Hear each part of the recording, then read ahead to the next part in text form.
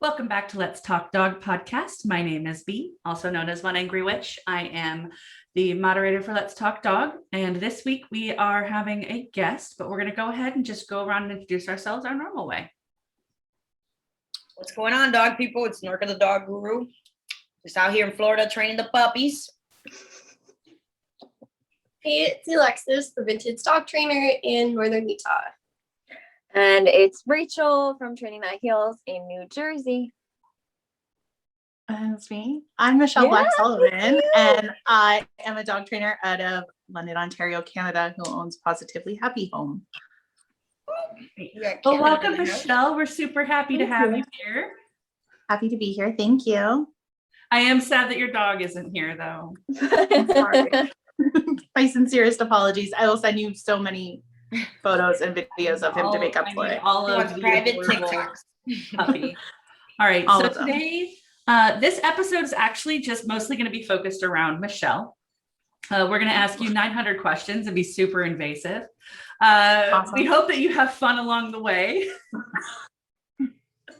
But we're going to go ahead and start off with some pretty simple ones. And that one is, you said that you run PAWSitively Happy Home out of Canada. Yeah. Tell us a little bit about yourself and how you got started in dog training. I've had my business for about 10 years now. Prior to that, I was just a crazy dog obsessed person, like many of us, and had a variety of jobs since I was a kid, either like walking dogs, picking up dog poop, picking up horse poop, anything I could do to be near an animal. I was on it, and I didn't even know that dog training was a career option. And then I got my first dog of my own when I was 22 or so, and then got 3 dogs within 6 months, and kind of became the go-to person for my friends and family of like, this problem's happening with my dog, this problem's happening with my dog. And eventually it turned into, well, my friend of my friend of my friend is having problems with their dog. And eventually it turned into something that was taking up so much time outside of my work that I was like, oh, maybe I should actually charge for my time. So it started really small, a little side gig to my full-time job. And then when I had my son, I decided to go full-time. So that's kind of how that all happened. Okay. Then awesome. Yeah, I really like that. I like that you got multiple dogs in a 6-month period.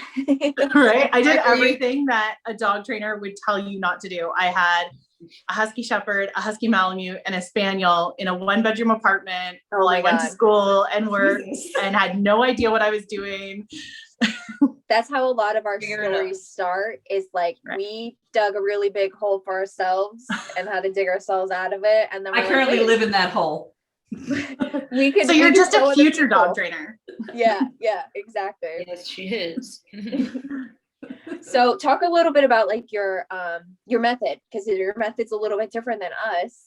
Yeah, so I use primarily positive reinforcement-based training, a lot of counter conditioning, a lot of teaching alternative behaviors. I don't use tools. Well, I don't use the same tools that you guys use. I obviously use some tools. So I don't use prongs or e-collars in my practice, but I'll use like gentle leaders and front clip harnesses and back clip harnesses. And I do a lot of shaping and a lot of lure reward-based training. So. Awesome. So something, when I was doing my little recon on you, I was stalking you, something that I really liked that I saw on your website was that you offer, I'm going to say it so I don't say it wrong, it's a dogs and baby safety like package. So I thought that it was really unique. That's not something that I mean, obviously trainers work with people that are expecting and people that are having babies, but I really like that you specifically had set that apart. So obviously that was something that was important to you. So what do you typically do in those sessions? What is it? Sessions, classes, and then why was this something so important to you? Yeah, so I was actually in contact with Jen, who runs Family Paws.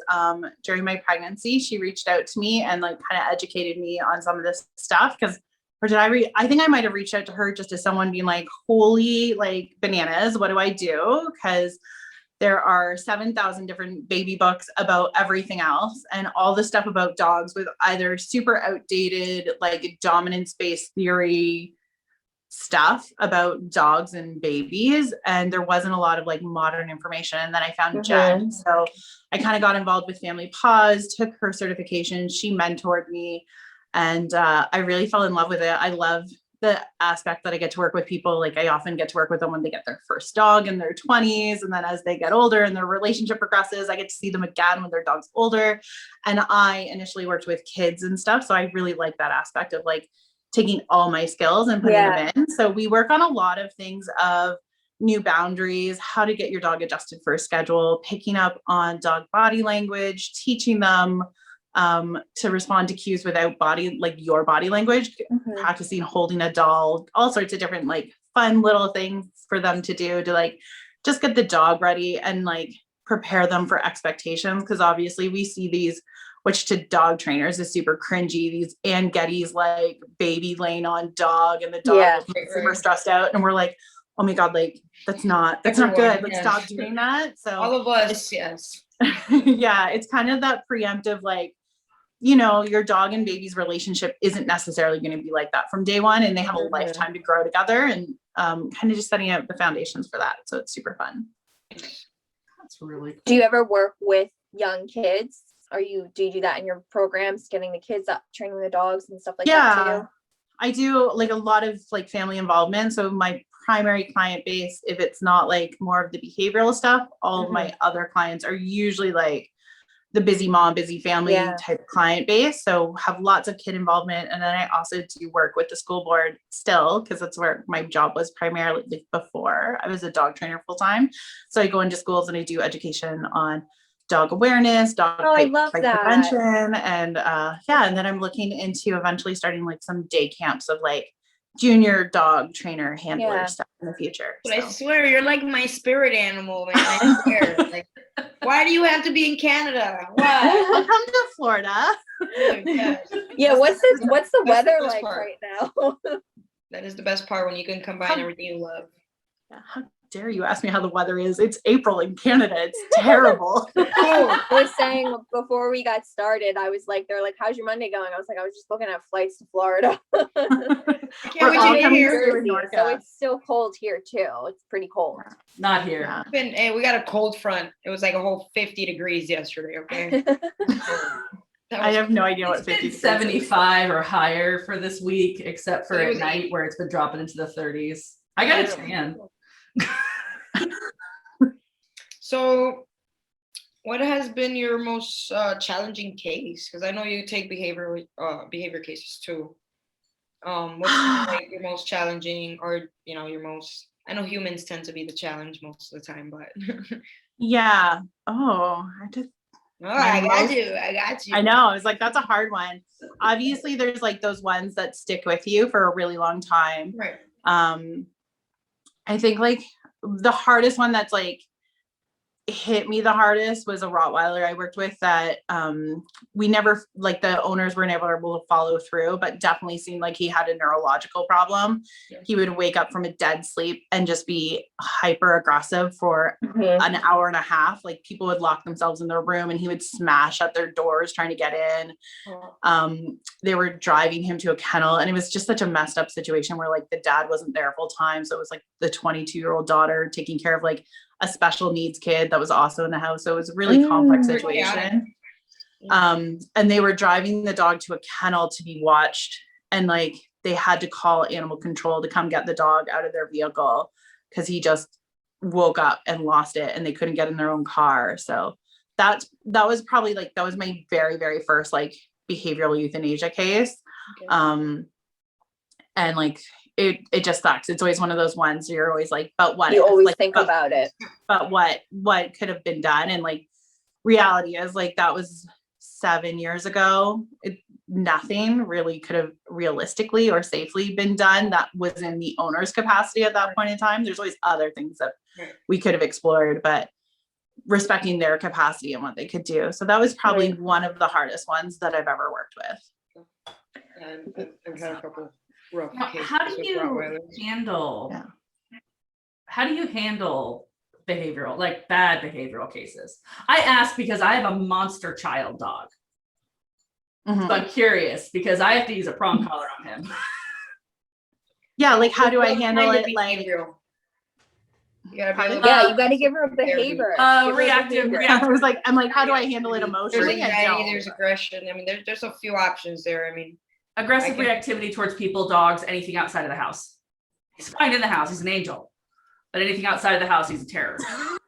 That's a big umbrella that I can't really answer without 7,000 more questions being Right. asked.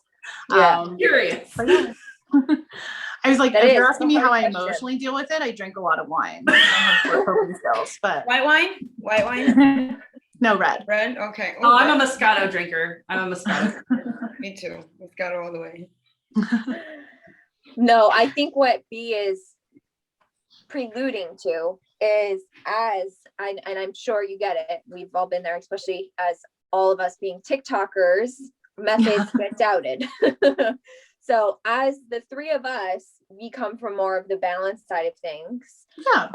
But we obviously use pure positive. We respect, positive Yeah. training. Obviously, there's a place for it. Obviously, it works. And there's trainers even like yourself that are taking on behavioral cases. So to speak to, I'm trying to figure out how to like word this, to speak to the behavioral side of it, because not just the obedience, what is the key thing that you go in and when you're focusing with the clients that you tell them we have to start working on right away? For instance, That was so much better worded than mine. well, I do this for a living. He took classes for this. No, I'm just kidding. Dealing with like a case I had today. We had separation anxiety.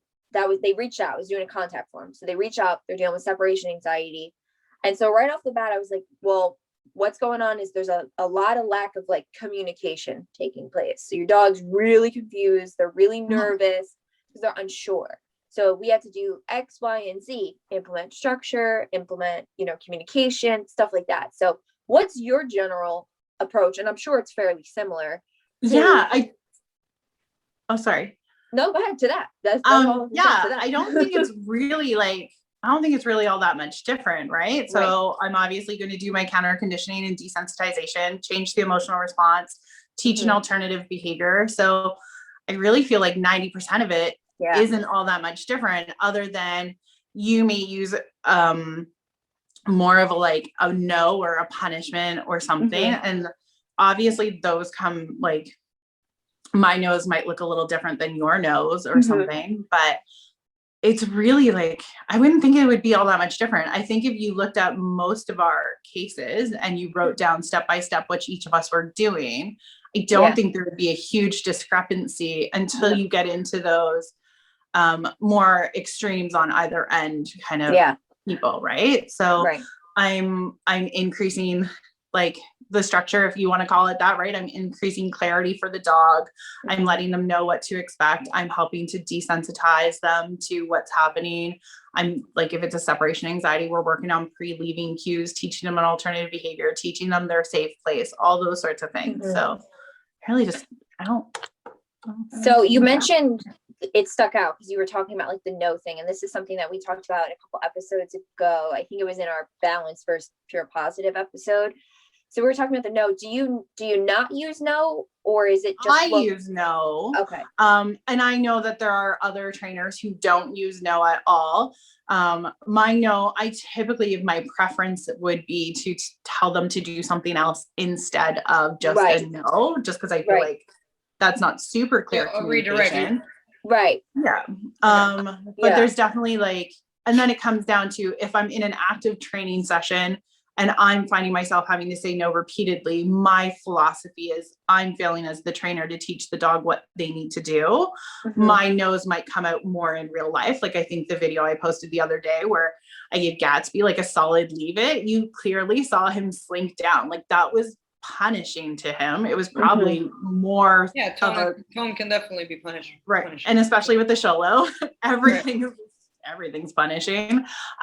So like when I look back at that and I actually kind of was like, oh, do I post this? Do I not post it? And I was like, no, like it's real life. Like I gave my dog a firm leave it.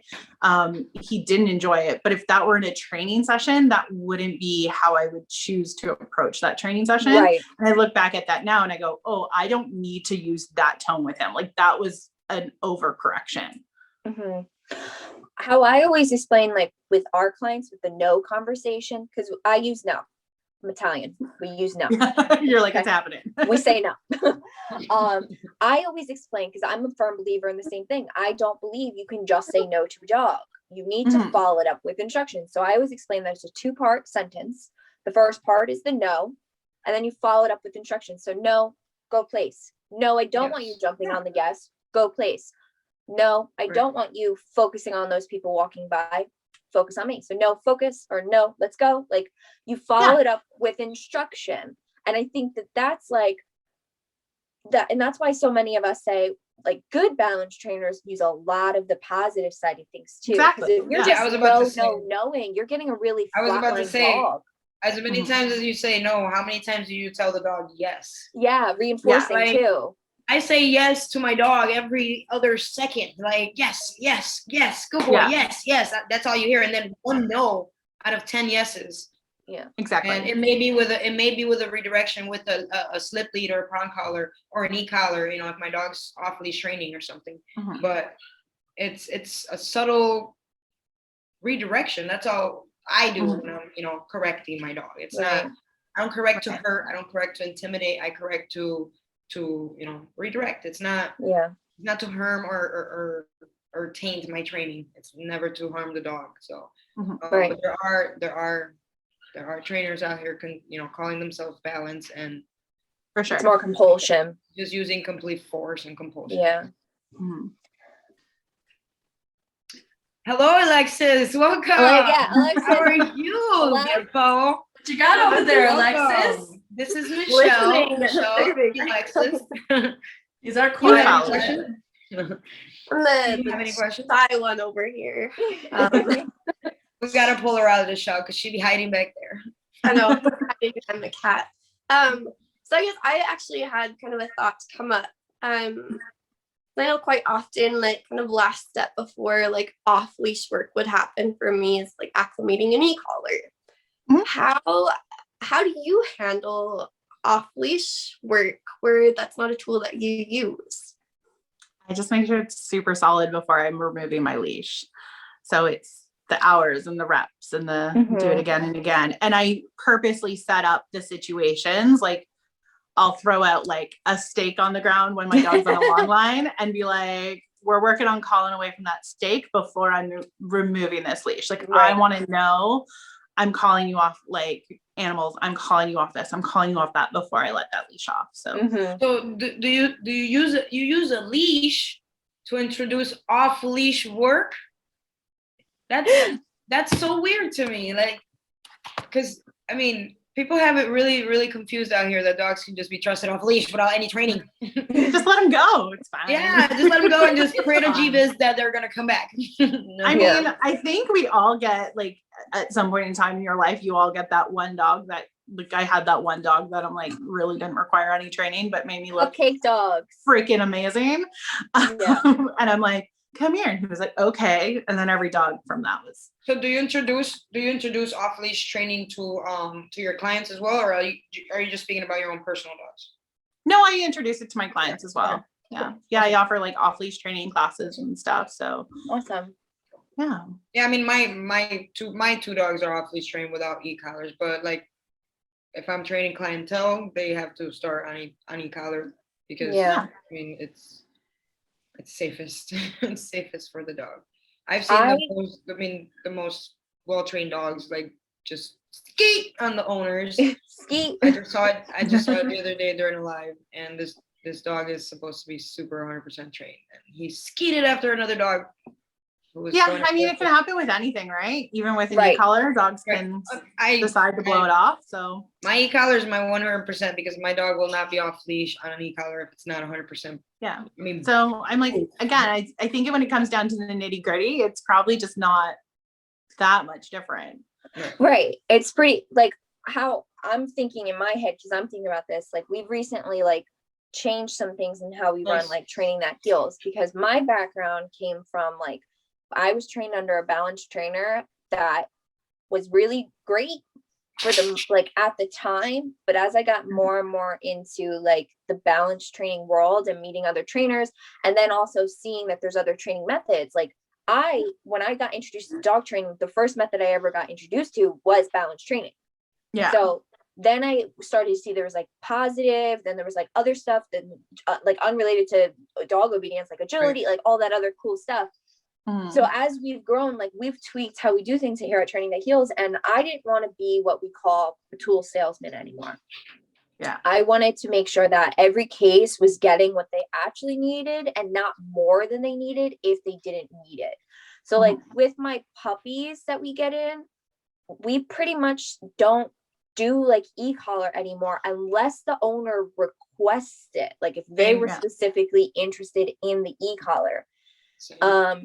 And like in the same sense too, it's one of those things that I think it depends on the dog. If we're having that e-collar conversation about like recall and everything, like you're starting a puppy out young, like you're starting from scratch, that dog's relationship and training and obedience is going to be a lot more spot on than the shelter dog that you just got that's 3 years old and has behavioral issues. Like my dog is not off leash trained. He's a shelter dog. I got him, adopted him. We're working up to it. And to be honest, the main reason he's not off leash is because I'm a dog trainer and I'm training everybody else's dogs. But, but I know to introduce it to him, I would use the e-collar for him. And that's just how it works for me. And I find that owners take really well to that approach too, because how I also like to use tools is if it will make the owners comfortable. So if they're a little bit nervous about doing off leash and stuff like that, like the e-collar gives them a sense of comfort, then that's what a tool is there for. That's the same thing that a leash is for, is like comfort, is for control, things like that. I consider it more like an insurance policy for me, because I mean it's not meant to be a long-term. When I use tools with my dogs, it's not meant to be a long-term thing. I work with really difficult dogs. I mean, bully breeds that snap out of flat collars and harnesses and they're retractable leashes, you know. So I mean I work with dogs that are strong and humans that are not. Right? Yeah. And it's hard to match up, you know, their equipment with the human. And e-collar does seem to be a little easier for some humans, but again, it's not supposed to be a long-term tool. I've seen dogs weaned off e-collar within a month or two. You know, it's just to perfect that obedience and just make sure. To me, it's an insurance policy. If I'm going somewhere brand new with my dog, and my dog's going to be on a leash, and once we do some little structured training or something when we get to that place, and I can trust my dog off leash, I'll let go of that leash, and I know that my dog's going to respond to the button if there's anything that gets my dog's attention. Okay? Right. Yeah. So it's my insurance policy, and that's why I use e-collar as far as like off leash goes. So you would use it how I use like an emergency recall word, essentially. Right. So. Right. Yeah. And I mean, that term. I don't even have an emergency recall. If I say your name and I call you, that's your emergency recall. You have a second chance. That's when the button comes. The first time is always free. Hey, come here. Oh, you didn't come? Come here. Oh, yeah, here I come.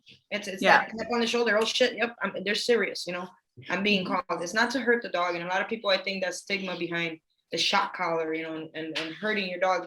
I would love to work with a trainer who's just purely positive and doesn't use tools and actually show the magic and wonder with this communication tool. It is, to me, is a communication device, just like a cell phone is compared to what we used to use in the 1995 when I was, a teenager using a phone. It was stuck to the wall and my mom was on the other side of the cord and I had to, now I can text my friends and say, hey, come over. And it's in the palm of my hand. That's a communication device that over time, it got better and people put their brains to it and they said, hey, this is good and this can be used and it can be conditioned and without hurting a dog, without harming a dog. And I don't know, I think a lot of people out here get it to stop behaviors, not to improve their dog's obedience. People out here don't consult, professional and there are places out here banning these tools that are literally saving lives. They're literally saving lives.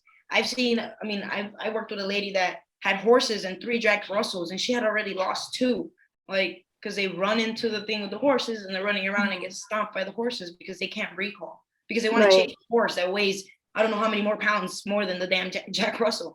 So these are tools that if they're conditioned and introduced properly to a dog, they can be lifesavers and you can take your dog places and your dog can walk next to you in a beautiful heel without being miserable, you know, because it was introduced properly by the right trainer. Yeah, for sure. B, did you have something you wanted to say? I have a question. Michelle, what is Yes. an emergency recall? Oh, so essentially, like, if for whatever reason, like my dog blew off a heel instead because I don't have that button press, it would be a word that I've conditioned, which I don't use like very often. It comes out like very rarely, but I spend a lot of time training it and very little time using it in real life. And it's like, they're coming, like all of my recalls, essentially like my ideal recall is that my dog should leave me pretty much battered and bruised when they come back to me. That's like my dream, so they just smash into my body. So my emergency recall is like, yeah, I have a bull terrier, right? So when she comes in, she's coming in hard with that head. Bulldozer. Yeah. I just get welts all over and they make me happy. I'm like, this is my recall welts. Plus, I also really like a lot of physicality and conflict play and that sort of stuff. Right, with her. So, right. if I did that with Gatsby, he would melt and it would not go well. So yeah, my recall word is just like this other word that I teach that it means every single time you're getting the highest of high, like reinforcers, and it's used rarely in real life, trained a ton, and just done over and over and over again. So like how Norg is like, well, I would press my button. I would then pull out my emergency recall word. Right, right. Okay. So unless, Alexis, did you have something you wanted to add in? I don't think so. Because this is kind of segueing into like my next little thing. And I know me and you were commenting back and forth about this, Michelle, a couple weeks back. Oh yes. My spicy post. Yes. So you had made a TikTok Yes. explaining that you felt training tools being called communication devices, you just simply disagreed with that. Yes. So I commented, because that is Of what course. I call training tools. I had recently, a couple weeks before that, actually made a video of why I call an e-collar a communication device. I said leashes, things we attach leashes to. I left Right. e-collars out of my thing. Yeah. So for me, I would call a prong and an e-collar a communication device. I would even call a leash for my definition purposes. I would even call a leash that. But I wanted you to elaborate on that for the podcast, like why you feel like they're not communication devices and all of that. So it was funny. So when I made that, and I was like, I'm making all of TikTok mad. I thought I was going to get raked over the coals by the force-free community for like shitting on their tools in that post as well. Because I was like, none of it is, right? So I ideally do a lot of my training with zero leash pressure. Like my leash isn't my primary communication tool. I use a lot of shaping, and like a lot of shaping, and then some luring. Sorry? For the non-dog trainer, what's shaping? Oh, shaping is like breaking down a skill into like tiny little pieces of that skill and like doing a little successive approximations of the end behavior. That doesn't make it any more clear when I explain it that way. That's a nerdy way to say it. So if I am asking for a recall, for instance, I'm going to start shaping by like my dog engages with me from a foot away, and then maybe I'll like draw back and like I'll step back and my dog will naturally follow me. And then so I'll build that up into like eventually I can do like a 200-foot recall. Okay. So I think it was funny because I'm like, I still, for me, very much don't believe that those are like communication devices because it's not how I use them. They are, for me, all the tools, if any of them come in for like a leverage perspective, right? I need to have a little bit more control over this dog. So me as the handler or my client isn't getting like dragged all over high heavens for whatever reason. I understand that they can be trained as a cue, right? Like I definitely understand, like I train leash pressure as a cue to reorient towards the handler. It's just not my primary go-to for my loose leash walking, but I do teach them that because it's unfair not to. So I understand that they can be trained to be cues and can be used as communication devices. I think my point was like people slap it on a dog. It was mostly like me really just being like pissy about shitty training. Sorry, I'm being cursy. No, that's whatever. That's fine. I can talk a lot. Curse all you Okay, want, cool. girl. Perfect. It's the internet. You can do that. You can find so much shit on here now. I just have to mark it as explicit, and I mark all of our episodes as explicit. Perfect. So I think my issue with it was like people were throwing on prongs Right. within 30 seconds and going, look how great my communication is with this dog. And I'm like, Right. What's the dog telling you in this situation? Like where, like for me, communication has to be back and forth. It's not just me implementing my will on you. I want to know what my dog feels through all of that. So for me, like they don't meet that requirement for that. But then I was also just being pissy that like people were smashing tools on dogs, be it head harnesses, That's front clip something that gets me harnesses. pissed off all the time. I get mad about that all the time. Like people just go and buy tools and say, here, stop doing that. Prong collars down here on the neck, slip leads put on backwards, like just the simplest tools. Even the leash. How do you misuse the leash? Ask him. Yeah. So it was me being like, they inherently don't communicate. And I think also then I have seen things because I am not new to this business. So I've seen some like wackadoo crazy things like e-collars being sold to clients as special collars that communicate to the dog's special part of their brain. So they know what the owner want. Like people sell bullshit on both sides. It's true. So yeah, it was really just me being like shitty about like I was just in a shitty like space about like seeing this and I'm like fucking stop calling them that. They're not that. You have leverage and therefore you can then implement your training because you're not being dragged all over, but like you're not communicating to the dog.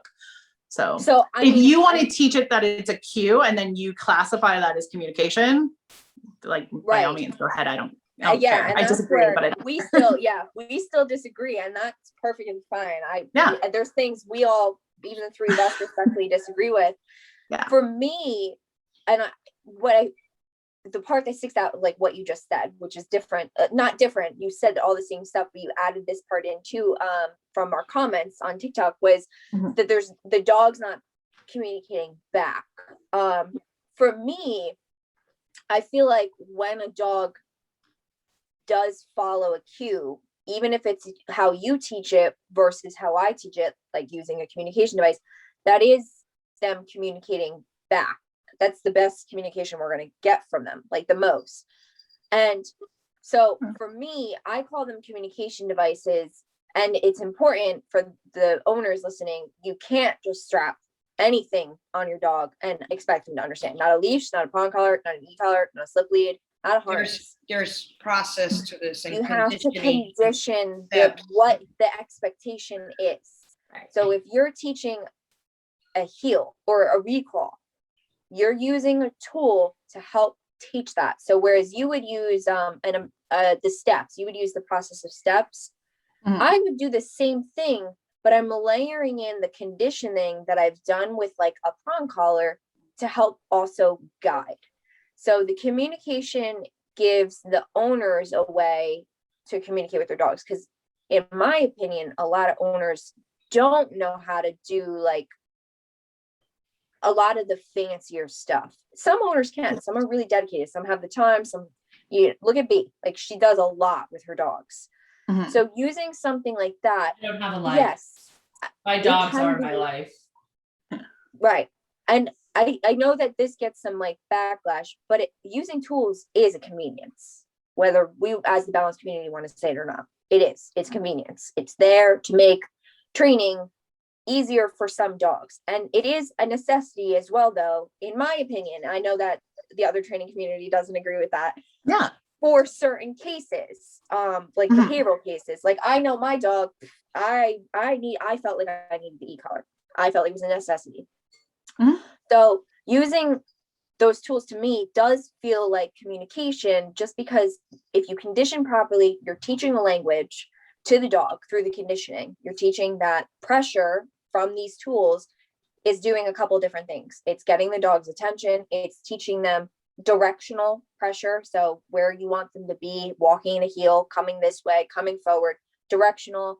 It's, like I said, attention grabbing. And then also it's correcting. So it's another form of communication. You're correcting intent. You're correcting where for follow through, all that stuff. To me, that's communication. I don't know, like Norva, if you had anything like that way too, because you had said communication tools earlier. Well, it's a touchy subject, because I mean, I think I understand Michelle's point, though. I think she's aiming at the people that are just the lazy people that just go out there, grab tools they don't even understand, slap it on a dog and call it dog training. I get that 100%. I witness that a lot of the time from the balanced world, you know. And I think that's why it's important that we do get together like this and we kind of talk about these things, because there are trainers out here who are they're properly introducing equipment, properly conditioning with food if possible, because it's not always possible to use food with dogs. I've had pit bulls on or bully mixes on leashes, flat collars and retractable leashes or whatever, and the owner has no control over him, and they hand me the leash and I fix the leash and collar or whatever, trying to keep the dog on their equipment. And it's impossible to get this dog's attention until we switch it up. And there, with some dogs that I deal with, there's no time for the shaping, because their aggression levels are so high, or their reactivity levels are so just dangerous. And their owners themselves are sitting there in tears with anxiety, having a panic attack themselves because they can't handle their dog. This one causes that. I can't wait, girl. One more week. One more week. No. But I mean, I get it, because, and I think that's why there's such a stigma out here about these tools and how we use them, because people are out here with their ignorant selves, and I mean that in the most, you know, not disrespectful way out there. People get funny when you call them ignorant about things, but I think it's pretty ignorant when people do go out there and buy these tools without consulting a professional, and then they get this bad name because people will see, you know, Bill down the block with his Rottweiler who's yelping at every yank of the collar because he's doing this, trying to control his 120-pound dog with a collar that's too low on the neck, or, you know, just equipment that's not being used properly. For everyone listening out here, if you think your dog needs training tools, go consult a professional and make sure that professional knows exactly what the hell they're doing too. Read a couple books, look up some some popular trainers on YouTube that do have a lot of respect and a lot of support behind them and their tools, because there's people out here there's malpractice, guys. There is malpractice in this field, just like any field. There's people out here doing it for the quick buck because they know if I put an e-collar on this dog, it's gonna stop doing something. For sure. That's not what I offer my clients. My clients do not get an e-collar offered to them unless they have off-leash goals, and unless their dogs already have that foundational training. It's just it is a communication device for me, and my dogs do give attention to me when I press a button. And because my buttons are not at 100, my dog's not off the ground, scared because they felt a sensation on their neck. A lot of people are out here, it's like a TENS unit, and it has a similar sensation of a TENS unit. And it can be even lower than what a TENS unit would feel to us. I mean, dogs can feel it at 3s and 4s, and that's nothing. It's nothing. It's low. And once the conditioning process is done, I mean, this dog, you don't even need it. The dog just follows through. It really, it's not that different than what you do or what I do. It's just you layer in a different version of a cue than I do. Yeah, and we add a tool. That's it. Yeah, we add a tool. Yeah. I think you touched upon, Michelle, you had just said, because it is, whether we want to admit or not, it is a play on words. The reason why I call it a communication device is so I can explain it to the clients. It makes it relatable, it makes it personal, and it's a play on words, but it does have some truth to it. But in the same sense, you touched upon it, each side, definitely we have our things that we hang on to. For sure. Yeah. Big time. Do you think there's something on your side of the dog training fence where it's just you kind of wish it would just go away, shove it under the rug? They're holding on to it too hard. Oh, that's a good one. Yeah. I was really sneaky and good with her questions. I don't like her. No, it's good. They just come to her. She's so natural about this. I love it. How much do I? No, I'm I piss off confrontational. I would say an obvious. It's so hard, right? Because I'm I think the extreme of balance is actually compulsion.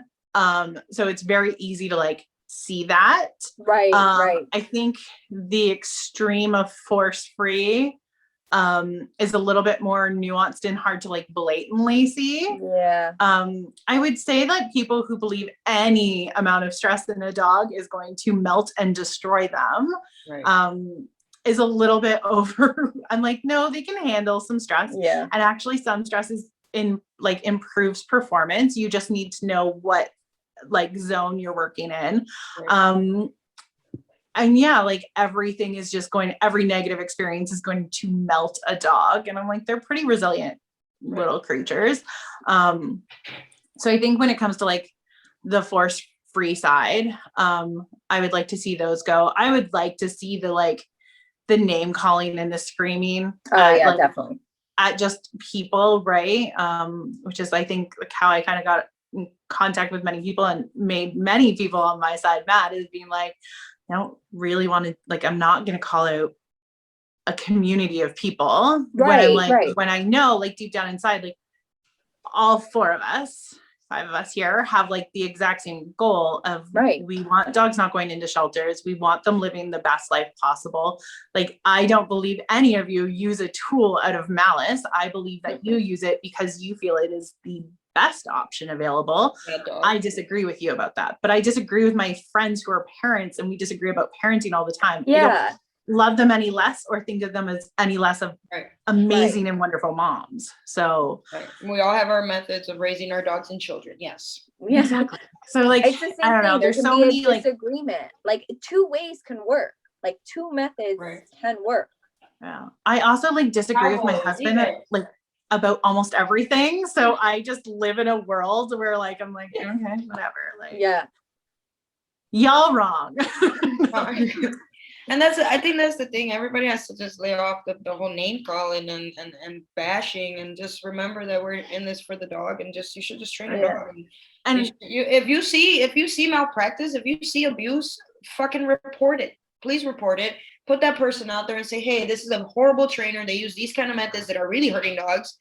And, but when it comes to tools and people who actually have a great client base and following and 5-star reviews on their Facebooks, and, there are good trainers that are doing their thing out here and understand their dogs and their clients and understand the relationship and how important it is, And I think the force-free community, we've inadvertently made somewhat internet celebrities out of really bad trainers because we've stitched the crap out of their terrible, abusive, and horrific things to point out this terrible, abusive, horrific things, and just giving them followers. And dog owners, I think not just trainers, dog owners as well, because we get tagged on videos, and then I see a trainer duetting that video, and it's like you're just giving more views to that person with their dumb ass. Yeah, and then I think like when like on my side, when we're calling out things that we disagree with and we don't like, but we're labeling it as abuse, it then creates a further divide in this camp, because then you guys are less likely to want to bring attention to that, because now it's like, well, that's going to paint a brush of this, and of like, oh, balanced train. Like, we don't want to call that out because there's already so many people who are like labeling balanced training as this. So like, let's just kind of try to ignore it, versus being really big advocates to be like, that's fucking disgusting, dude. Don't do that. So I think like some of what the force-free side can do can really like damage what their ultimate goal is. And I'm like, great, when we get to the point, and like, again, I've been in this for years, I have seen and heard repulsive things. Not a single ethical trainer on either side, even some pretty hardcore compulsive trainers, would ever agree. They'd be like, that's disgusting abuse. And I'm like, let's deal with that sort of stuff, because I know where I am, the animal rights laws are shit. So let's deal with that. And then, do you know what? In 10 years, when that's all solved, I'll happily scream about prong and e-collars with like against you guys, and we can have fun with that later when real issues are taken care of. I'll let you condition me to an e-collar, Michelle. Sounds good. When you throw around the word abuse like so freely, you take value away from the word abuse and actual abuse taking place.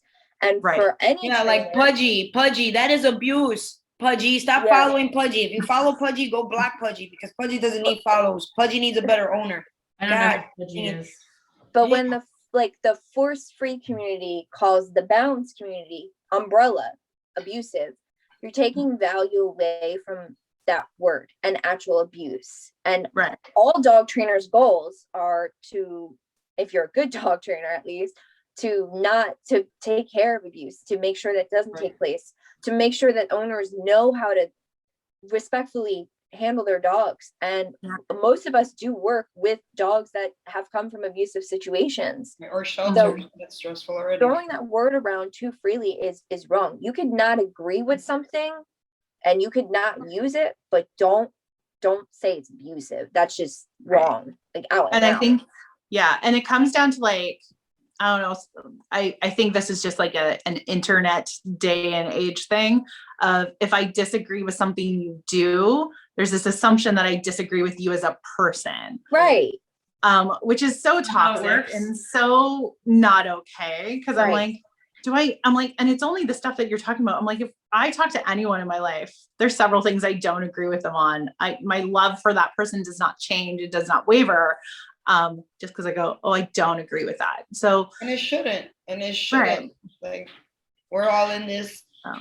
We're all in this for the puppers. Yeah, exactly. And I believe, I'm like, cool. If like I can show you guys something really cool, like that would be like less punishment. You'd be like, cool, I want to use that.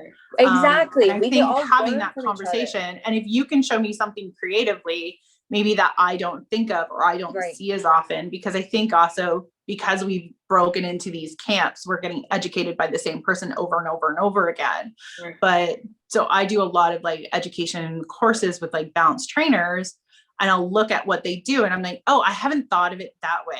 I'm not going to use that like end like P plus, but I can modify that to fit me and like make it fit where I'm comfortable. So I've learned a lot from you, and I've learned a lot from another few, positive reinforcement trainers. I mean, you guys have good stuff. Well, the good ones, because there's a lot of mean ones out there. It's dog training. There's no mean ones out there, man. They're just mean. I mean, I don't to me. I don't know what you're doing to my dogs, man. Stop playing. Just be nice. Let's all be nice. Let's all just. I don't know. They've all blocked me, all the mean ones. Oh Jesus Christ! So they're even crazy, blocking their own people there. Oh. I'm not. We're all dog trainers. We're great dog trainers here in this room. Dog trainers. Yeah. For some of them, I'm not positive. Backlash. Pardon? Why do you think you've gotten like backlash from the positive community? So I've gotten backlash over like my initial, like, I don't want to be an asshole to balance trainers.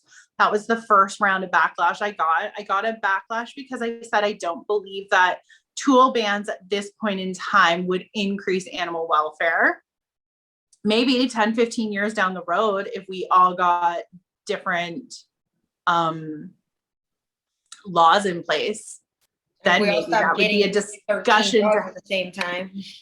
Discussion to have. I've gotten backlash because I do use gentle leaders. I do take into consideration that I am someone who has been temporarily disabled due to a car accident several years ago. So I use gentle leaders with my own dogs. I use gentle leaders with clients' dogs. I've always considered gentle leaders a positive side tool. Pardon?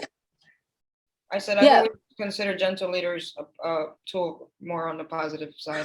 I mean, yeah, but they're aversive, right? Like, have you ever seen a dog put it on and go, I love this thing? Like, you have to condition they fight it every time. No, I have a dog who's 2 You are right. So the 3. next time someone tells me something about a prong or e-collar, I'm like, but you have that face harness on, you're not, hold on. I mean, obviously the mechanism of function, and once you condition it, it's a slightly different like thing, but it's arguing semantics at that point in time.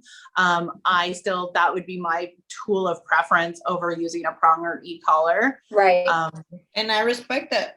And you can apply it properly. But I think when positive trainers lie and go, well, my dog never experiences anything negative ever. Right. That's just not, it's not accurate. My goal is just when I'm training, when I'm teaching a skill, when I'm teaching my dog, that there's almost no punishment ever. And then in day-to-day life, there is sometimes me yelling at my dog, hey, get the fuck off the counter, asshole. And asshole's my dog's middle name. Okay, go ahead. Go ahead. This might be a terrible question. I don't know. Why are you okay with the use of a face harness, but not with the use of a prong collar?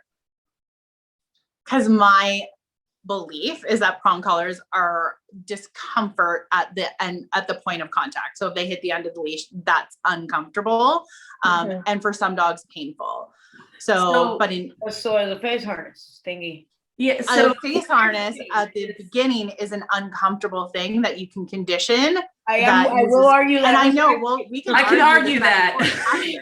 Same thing with prong collar, because the pressure wouldn't be there if it's not conditioned properly. So Yeah. Y'all gotta stop talking at the same time. sorry. This is exciting. I love having you guys all in the asked- same room. The reason why I asked is because one, I'm not a dog trainer, but I have conditioned my dogs to both face collars and prong collars.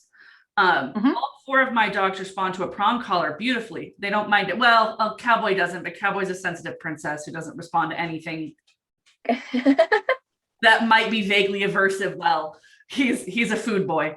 But 3 of my dogs responded to face collars as though they were being tortured, even after. Right. So not the tool for them. But with the prong collar, after I conditioned them to it, all 3 of them use it fine. Okay, great. I'm just curious as to how they both cause discomfort, even if properly conditioned. So why one over the other? That was my question. Sorry, that was the long. My question. Yeah. So I would say once the head harness is conditioned, it's not causing discomfort other than the fact of physical molding and manipulation, like a front clip harness. It's more of a like discomfort. And for some dogs, it's super aversive. So I don't use it. Right. And then for some dogs, they condition to it quite well. And I will use it because I don't think that it causes the same sensation or discomfort as a prong collar, which we can argue about all day long.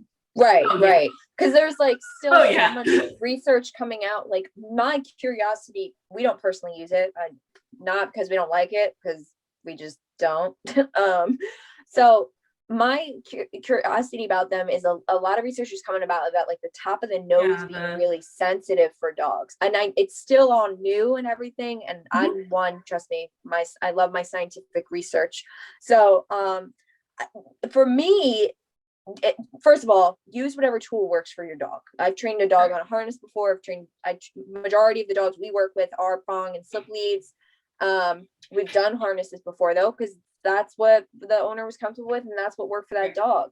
But I feel like the common theme with any tool is ultimately with like most dogs, even if they're uncomfortable with it at first, you can condition them to be comfortable to the tool. And to just comment it with the prong collar, no dog should ever be pulling on a prong collar. That's the point of the tool, is to stop the pulling. Right. So it's not constant. The dog's not feeling that constant pressure, just like Right. the dog on a face halter would not be feeling the constant pressure. Right. After it's been conditioned properly. But I mean, I've seen it time after time with dogs with the face halters who are doing this whole weird thing, and they're still pulling their owners. And I've seen dogs with prong collars all the way down pulling. here. I have dragging their owners down the street. Here, and he still tries to. Right.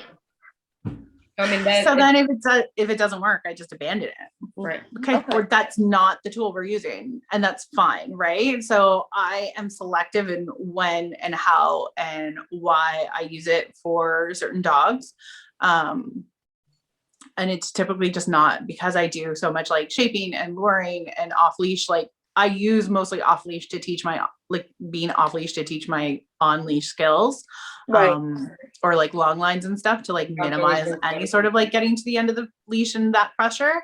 Right. So like, it just really depends on the individual dog. Like if I'm going to use a head harness or not. And it usually comes into like owner ability and stuff. And then also then it's just, this is what I do and this is what I'm comfortable with. So that's why the clients who come to me.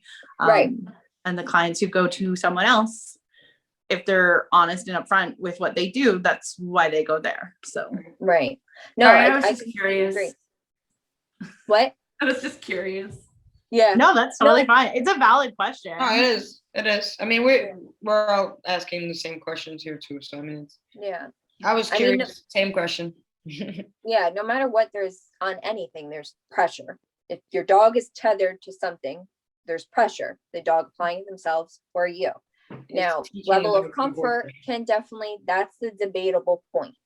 You know, flat buckle collar, is it causing damage? The head halter, is it causing damage or pain? The prong collar, is it causing damage or pain? That's where the debate comes from. So, and I completely understand it. And, you know, I was somebody that, like, when I got into the dog training world, like, prong collars intimidated me. I am actually a vegan. I didn't know how to use them. I came from a background of, I thought I was supposed to hate them.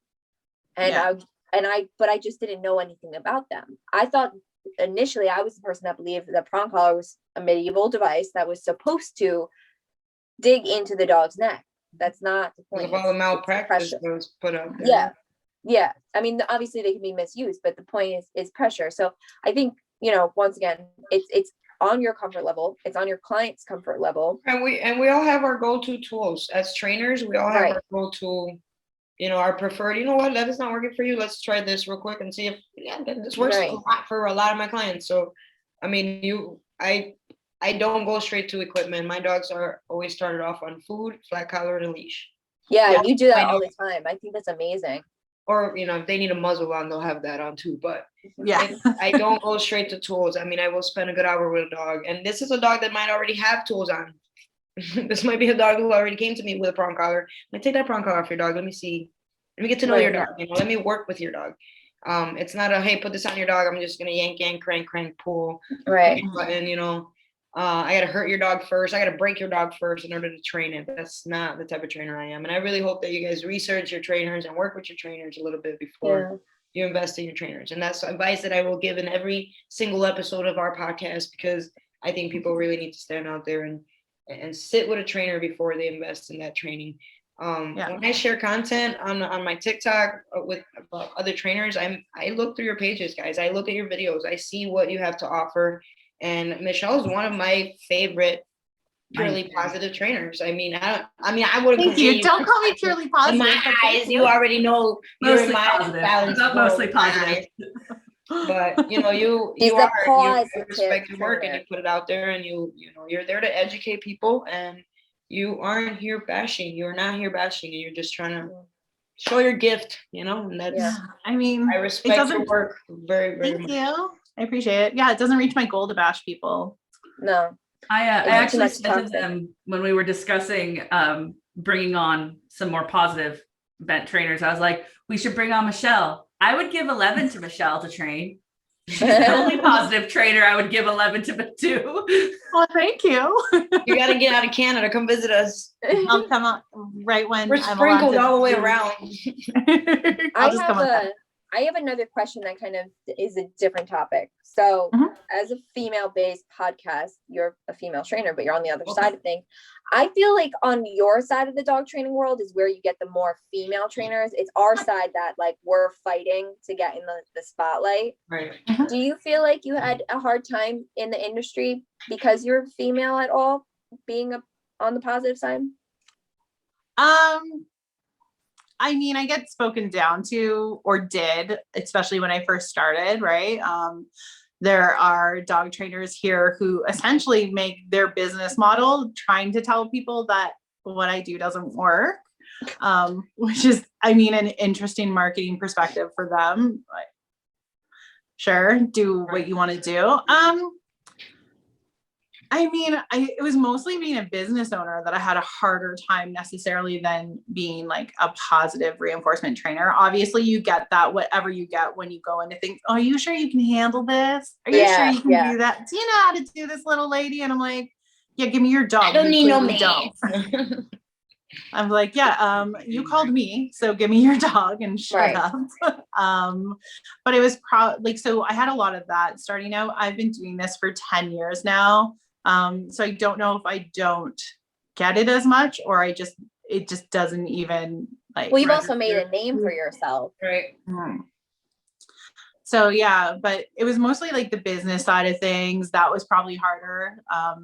Like being a woman, like starting a business and having everyone tell me like what I was doing was a cute hobby. It was never going to be a job. It was never going to be this. Oh, that's adorable. You do Look that. at me now.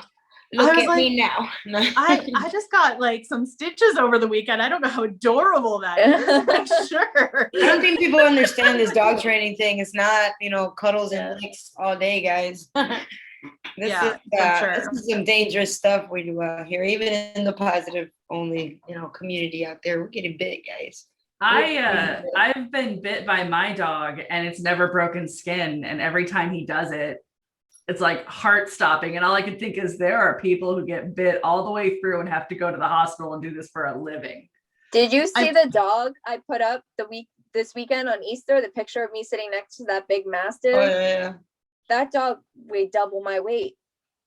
That dog could have killed me by sitting on me if he wanted to. I could ride it as a pony. No, Do you I've ever feel like had because of all stitches from the- dogs. It's not fun, guys. No. Yeah, I've only been bit like breaking skin, like needed medical attention once, and then other time, very few times have I been bitten. But Right. I I've- feel like there's a fine line between like you hit a point at being good at a dog trainer that you like know how to avoid the bite, Yeah. and then you cross over to like Jonas Black threshold level where it's like bite me, bitch. Sean Bite me. Gotta. I'm here to train you, and you get bit. Yeah, that's like me every other too. day. Sorry. Have you seen me with my dogs? Yeah. Come at me, bro. It's like this fine, like here's like the majority of us, like we know what we're doing, and then the select few that are working like the really big rehab cases that like you have to take the bite, like you have to take the bite in order to move on. Yeah.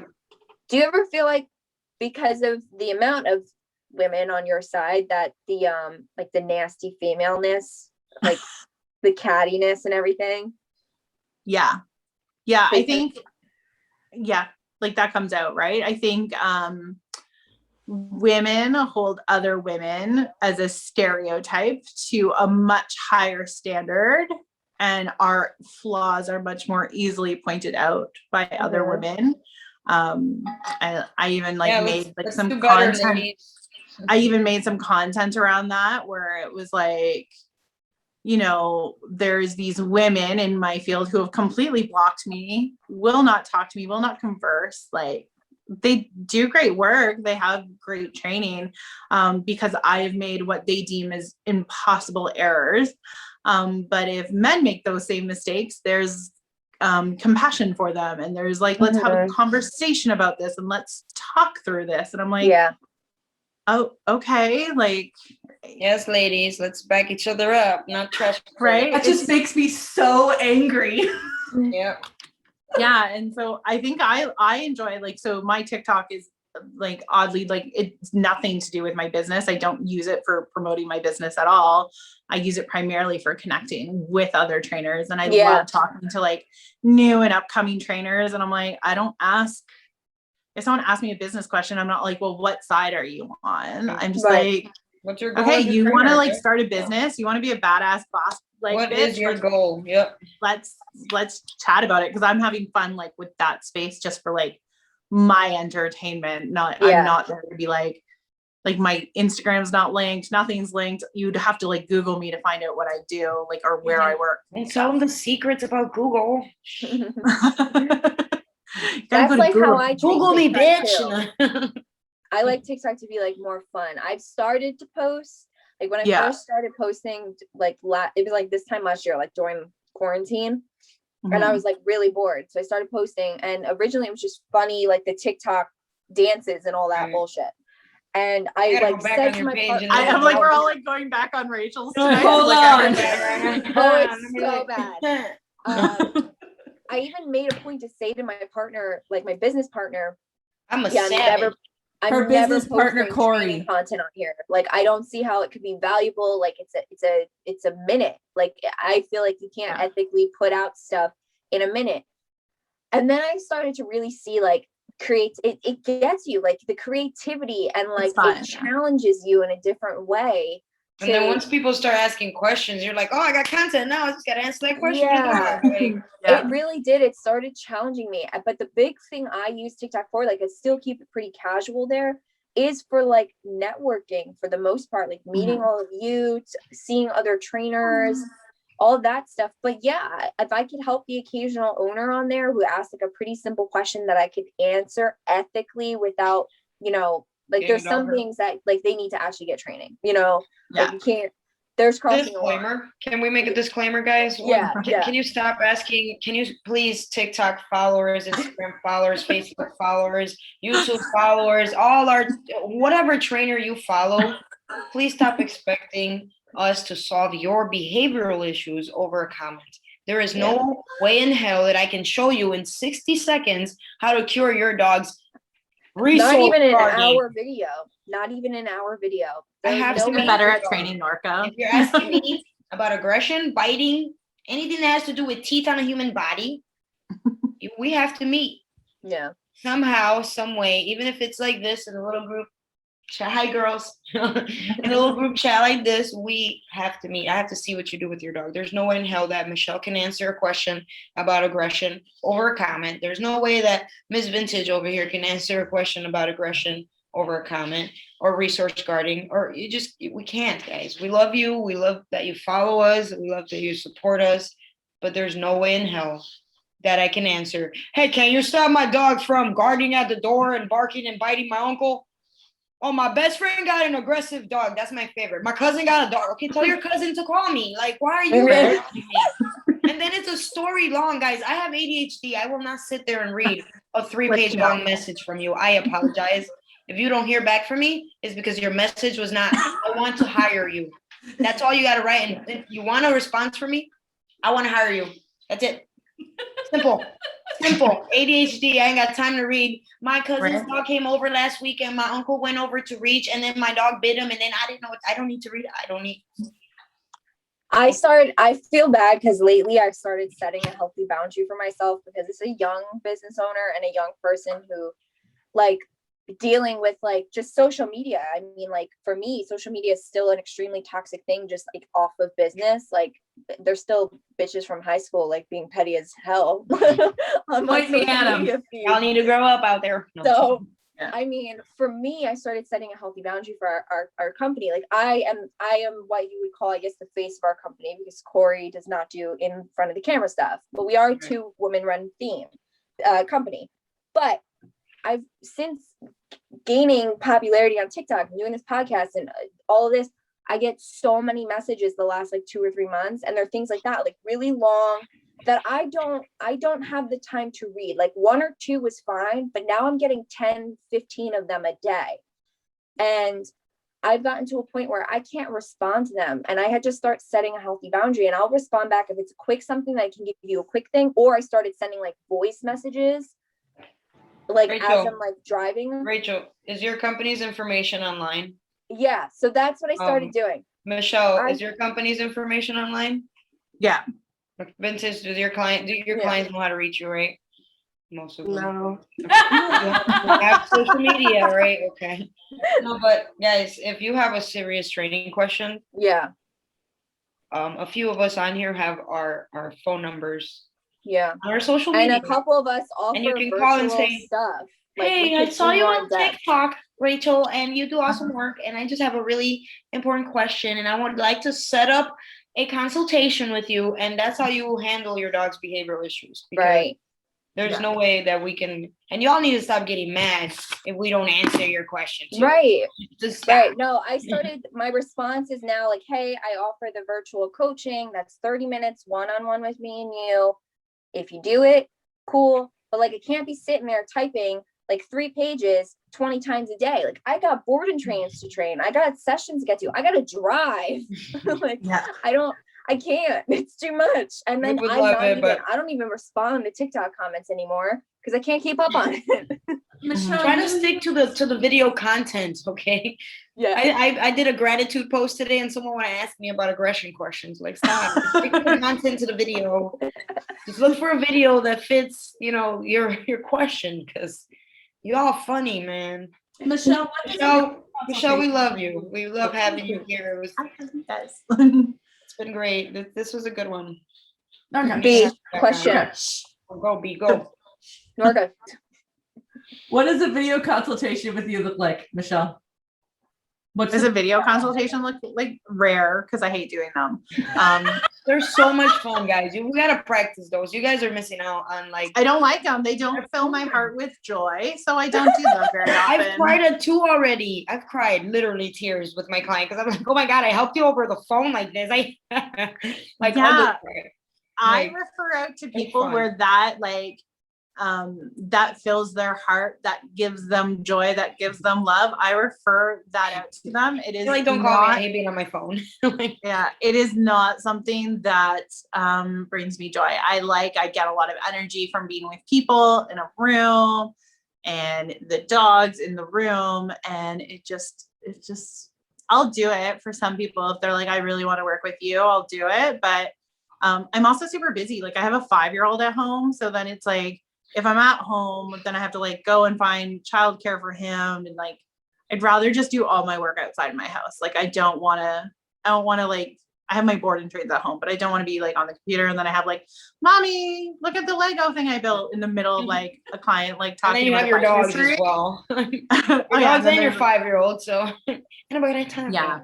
And then like my husband who like works weird shifts, like coming in like, hey babe, what's up?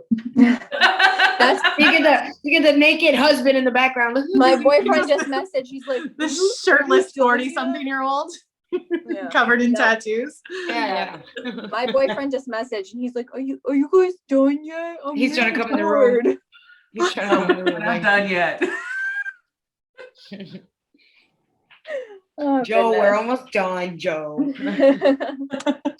My dinner's asking the same question, like, hey Norco, you're gonna finish me? And I'm like, speaking of child, I'm like, probably should go get that thing from my mom soon. Oh, you need to pick that up. Yes. I gotta go get that. You gotta go get that. That thing.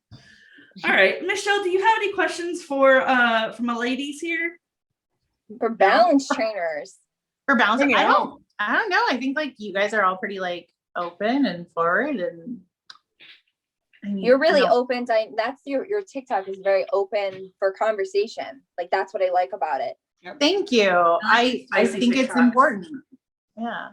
I think conversation's important. I think assuming the best of people is really important, and assuming that people's motivation is good is really important. I think when we start making assumptions based on 60 seconds, it ends up being shitty. Yeah. I mean, unless I see you like doing something atrocious. And if I saw you doing something that I thought was questionable, I'd message you privately and be like, right, like constructive.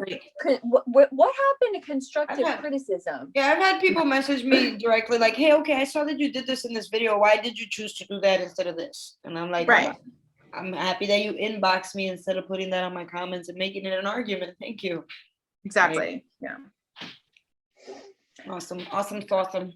Do you have, I guess, a good like wrap up question? Because I'm looking at the clock. I'm keeping an eye on it.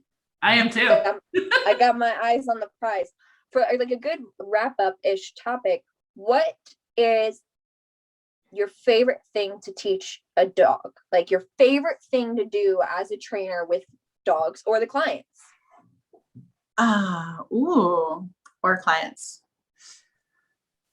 I like so much of it. I think like obviously doing any sort of behavioral rehab and seeing success at the end of the day and having those clients reach out to you and we're like, hey, like you get those clients who call you crying, like this dog like needs to go or be fixed or whatever, and they're sobbing, and then you deal with that and you show like them how to like just elevate their life with their dog and elevate their dog's life and make their dog happier. And like, I think all of this, like the super cool, like behavioral transformations are freaking bomb. Like those are super awesome. And those are always like the ones that are like, yes, that's awesome. But I like any sort of time when someone's like, this is driving me crazy. And then there's a success from that. Like, right. The challenge. That's what that is. She likes the challenge.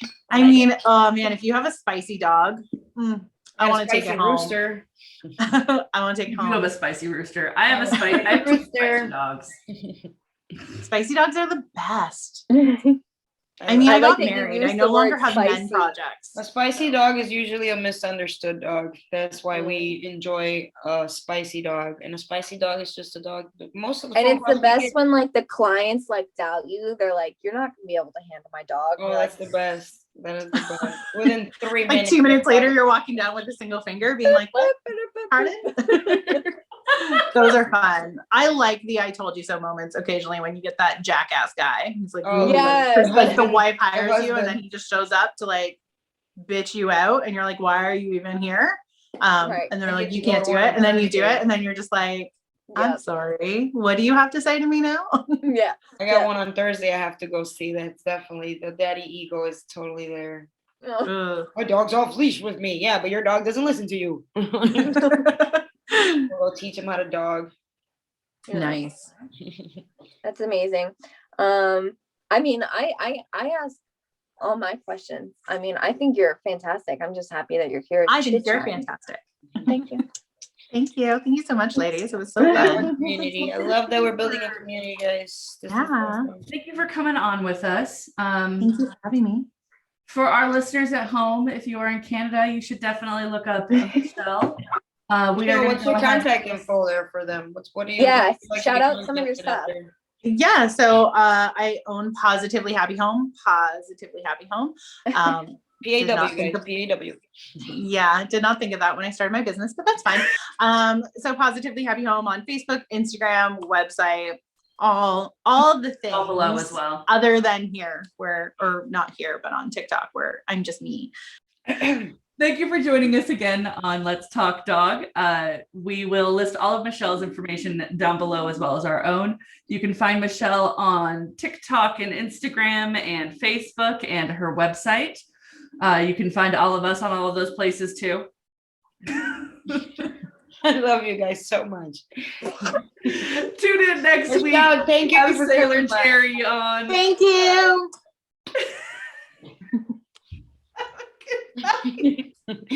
Bye, guys. Have a good night. Bye. Bye.